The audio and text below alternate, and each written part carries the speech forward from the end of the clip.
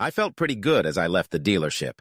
They were the proud owners of a Prius hybrid, and I was the enthusiastic owner of a new Jeep Grand Cherokee SRT. I stopped at a stoplight and sat there with a huge, goofy grin on my face. I knew what I was going to do. When the light came on, I pushed the gas pedal in. The supercharged 6.2-liter Hemi howled, and I started it up until it wouldn't budge. I downshifted it to an acceptable limit, and the smile became permanent. When I pulled into my driveway, I didn't drive it into the garage. In a minute, I was going to drive again. I stepped inside and smelled something cooking. It smelled like spaghetti. I never really liked spaghetti. Good thing I had plans. I didn't yell, "I'm home," like I usually do. I just went upstairs, changed into my golf clothes, got my clubs out of the closet, and headed for the front door. Rachel came out of the kitchen as I was heading for the front door. "Charles, where are you going? Whose car is that? Dinner's almost ready. Why are you dressed like that, and why do you have golf clubs?" "Well, honey, I'm going to play golf. This is my car. These are my golf clothes, and I need the clubs to play golf." She stared at me like I was crazy. "You didn't say anything about playing golf. How about dinner?" "I'll have dinner at the country club," I told her. "Have a nice dinner." I heard her voice just as I was closing the door. "What do you mean, it's your car?" I didn't have time to answer trivial questions, so I continued on my merry way. My phone started ringing almost immediately, so I turned it off. I got to the country club, enjoyed a very nice dinner with Ralph and Pete, and played 9 holes. I hadn't played in a while, and it was noticeable. By the time we finished, I was starting to recover and felt better for the next time. We agreed to play Saturday morning, had a couple beers, and I went home. I knew there was a real storm brewing in my house. I pulled the SRT into the garage and went inside. A very angry-looking Rachel was sitting in her chair watching TV. Lightning flashed from her eyes and her eyebrows rose. "What the hell is wrong with you, Charles?" Thunder rolled off her lips. "Nothing, actually," I said. "What the hell is wrong with you?" The rebellion seemed to take her by surprise. I should mention that I'm not usually this argumentative. I'm a calm guy. If I don't care about something, I stay quiet. I don't care about the color of the appliances in the kitchen. She wants stainless steel instead of black. As long as we can afford it, I don't care. It's stainless steel. I was sure she took my general lack of opinion as a lack of will. It was probably my fault to some extent. There would be no more of that. For a moment, she stared at me in surprise. "What the hell is wrong with me?" she practically hissed.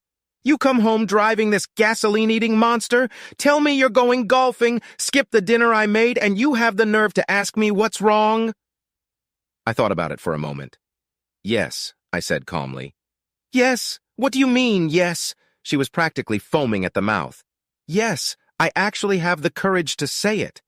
Her face was blotchy and flushed. "Are you drunk, Charles? Are you on drugs or something?" "I had a couple beers at the country club, but no drugs. Do you have any drugs you want me to take?" She seemed to be at a loss for words, but quickly came to her senses. "There might be. Maybe you need to take some antipsychotic medication." She stepped back and opened the door from the kitchen to the garage. The car must have impressed her. "A beautiful car," she snorted. "Are you having some kind of midlife crisis?" I thought about it for a minute. Yeah, what?" she wanted to know. "Yes, I'm having a crisis, and I guess 41 would be considered middle age." "Well, what's the matter?" she asked demandingly. "What is what? That's a pretty vague question." "What crisis?" She seemed very annoyed. "It's a secret." "So you're having a crisis and you're keeping it a secret from me?" She seemed unable to believe it. "No," I said. "Stop being an ass," she shouted.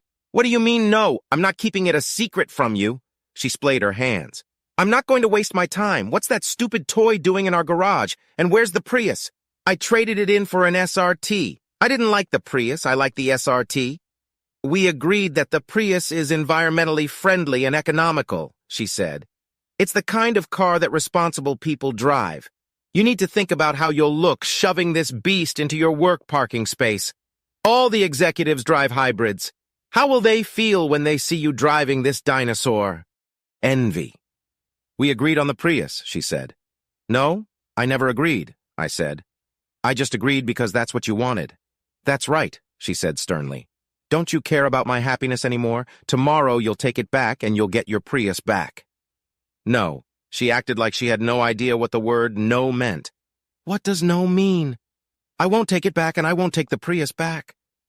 She thought for a moment. A hurt expression appeared on her face. 3 days ago, I would have cared. What's wrong with you, Charles? I've decided I like being called Chuck. From now on, you have to call me Chuck. Her mouth was ajar and she seemed speechless. I appreciated that. I went upstairs to shower and get ready for bed. When I stepped out into the bedroom, there was a pillow and blanket at the foot of the bed. You're going to sleep in the guest bedroom, she said. You're acting like a cranky child and don't expect me to sleep with you. I thought for a moment and pulled back the blanket. Her eyes popped out of her orbits as I started to sit up. What the hell do you think you're doing? Going to bed. I told you you weren't going to sleep here. Yeah, I heard you. There's nothing wrong with my hearing. Don't tell me where I can sleep. This is my half of the bed. The other half belongs to you. I'm not going in your half. It's only fair to tell you that you shouldn't climb on mine either. She rolled defiantly onto my half. I snatched the blanket from her hands and sat on top of her before lying on top of her. She tried desperately to push me off. I weighed 95 pounds. She weighed 54 kilograms. She failed miserably. Get off me, you idiot! She tried to slap me, but I caught her hand. That's my side, I told her. Your side is over there. You're not welcome on my side. I lifted up a little and she rolled over onto her side. Then she started to cry. What's wrong with you, Charles? She sobbed. What's wrong with you? Why are you treating me like this? There is no Charles, I told her. Just Chuck. I told you I like being called Chuck. I thought you liked being called Charles, she cried. No, you were the one who liked calling me Charles, I said. I never liked it. I just went along with it for your sake. Why don't you want to make me feel good? I don't think you respect me. I think the reason you don't is because I've spent all my time trying to make you happy. I'm done. Now I'm going to make myself happy. If you're happy because I'm happy, that's great. If you're not, big fug. She made a quiet crying sound. What's wrong? Yesterday you were the best husband in the world. The next day you're a son of a bitch to me. It actually took 3 days. Not 1 day at all. She was staring at me. She was very much like one of those chicks waiting for their mother to feed them. I don't have any worms for you, I told her. She stared at me as if an alien had invaded my body. Worms? What the hell is wrong with you? Are you sick? The answer to the first question is complicated, I said after a moment's thought. The answer to the second question is yes. She thought for a moment. Are you sick? Yes. What's wrong with you? What kind of sickness makes you trade in your beautiful car for some gasoline-eating monster? How sick are you if you can go golfing and have a beer? It's a heart problem, I told her. She looked embarrassed. Do you have clogged arteries or an irregular heartbeat? What does the way you're acting have to do with a heart condition? It's not really a disease. I had a change in my heart, like a transplant. Are you going to tell me what's going on? I found out 3 days ago that you're a cheater. All that love in my heart died and was replaced by a heart just like yours. Now I care about me and I don't care about you. What did you call me? She demanded. Maybe you should consider getting your hearing checked. Did I stutter? No, you were very clear, she said. I don't know what bug is up your ass, but you'd better deal with it. You just accused your wife of being a cheating whore. I don't like to look at it as an accusation. It's more like a statement of fact, I explained. What the hell are you talking about? She was practically screaming. There's no need to yell, I'm right here, I said. I'm talking about your little date at the hotel with Alan and Marcy Baker. Her face went pale. What? How? I don't know what you're talking about. Do you know who the president is? What day is today? She just stared at me. Someone has a disturbing short-term memory loss, probably from a stroke. I pulled out my phone and opened the chat room. They were saved in the chat room and on my phone. I wasn't going to tell her where else they were saved. There were pictures, big as life-size. Rachel, between the two of them, was walking through the door of room 177 of the Dorchester Hotel. She was kissing Marcy, and Alan had his hand on her ass. Where did you get that? She asked. McLean sent it to me, I said. I'm pretty sure he sent them to Lonnie, too. They're pretty pissed off. McLean is our son and Lonnie is our daughter. She awed. McLean? He saw. You're lying. You got them from somewhere. I showed her the picture McLean took. No, he was there dropping off a customer when he saw you come in. He just wanted to say hello. Imagine his surprise at your little date. I like that word, don't you? It wasn't, oh God, it's... What are you going to do, Charles? Charles isn't going to do anything, I said. Chuck's already on the case. He's already organized fatal accidents for the three of you. She looked at me fearfully for a minute. I guess she thought I wasn't kidding. Really? What are you going to do? Nothing, I said. I've hired some of my friends to do everything.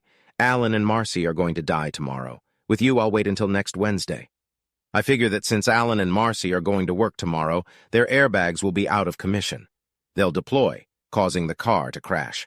Of course, by then the airbags will have deflated. Mario is convinced the crash will be fatal. It's well known that these Priuses don't do well in crash tests. That's why I got rid of mine. She stared at me with her mouth open for a minute. It wasn't a very attractive look. She gathered all her composure as best she could after that ominous revelation. Oddly enough, she seemed indifferent to the probable demise of her sex buddies. Just selfish, I thought. What about us? She managed to get out. Oh, good, we're gone now. Of course I'm divorcing you. You're due at work tomorrow. Do you think the company will mind? 3 of their employees were on a date? God, I love that word. A date leading up to a divorce and serving papers at work could create some awkwardness there. I doubt Colton Fisk will like the drama since he's a big man in the church and all. I wonder if Alan and Marcy will be allowed to have the funeral in the church. This caused Rachel to let out a strange, distorted squeal, sounding as intimidating as some peacocks at the zoo. I turned off my light. Good night, Rachel, I said. I wonder if I'll get both halves of the bed in the divorce. She threw herself on my half of the bed and clung to my back like a leech. I don't want a divorce, Charles, she sobbed into my back.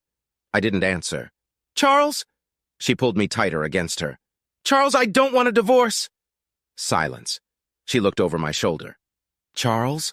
I looked at her. There is no Charles, I told her, and you're on my side of the bed. Then God damn it, Chuck, then. Chuck, I don't want a divorce. I rolled over to her. I didn't want a cheating whore as a wife either, but I got her even though I didn't want her. Funny how that works, huh?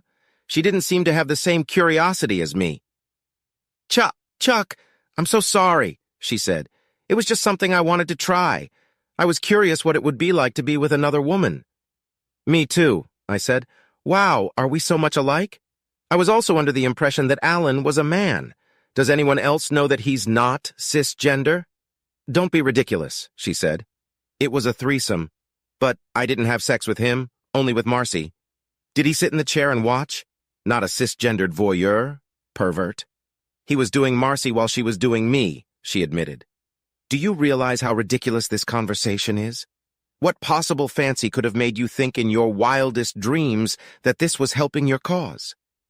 She hesitated for a moment, but couldn't seem to come up with anything plausible. I was going to give you the same thing, she finally squeezed out. The same thing. What does that mean? I asked. A threesome with me and Marcy, she said. You just told me you were interested in being with another woman. Marcy isn't the kind of woman I'm interested in, I said. I was thinking about the one who hadn't slept with half the men in town. Who were you thinking about? What the hell? Chuck was on fire. I might as well have been playing with her mind. Well, Lily was always at the top of my fantasy list, I admitted. My sister? She squealed. You asked me that, I reminded her. Lily was sexy as hell. Rachel was a walking wet dream. Lily was all of those things, but more.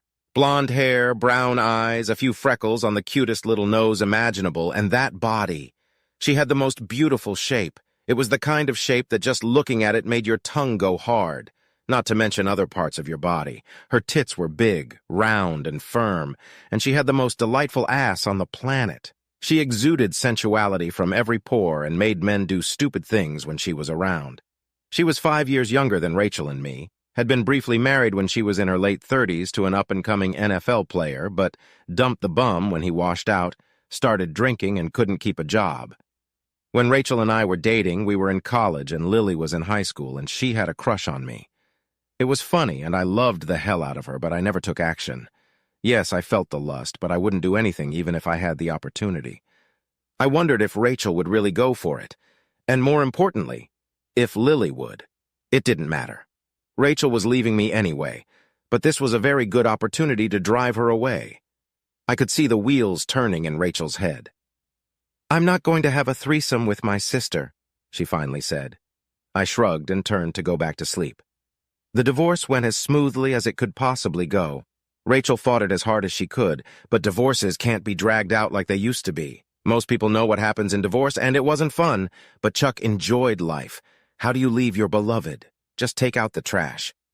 Sometimes the trash objects to being taken out, but hey, it happens. I never got to have that threesome with Lily. I'm quite content to be paired up, though. The lush body of this cutie being the little spoon next to me doesn't even allow me to dream of a threesome.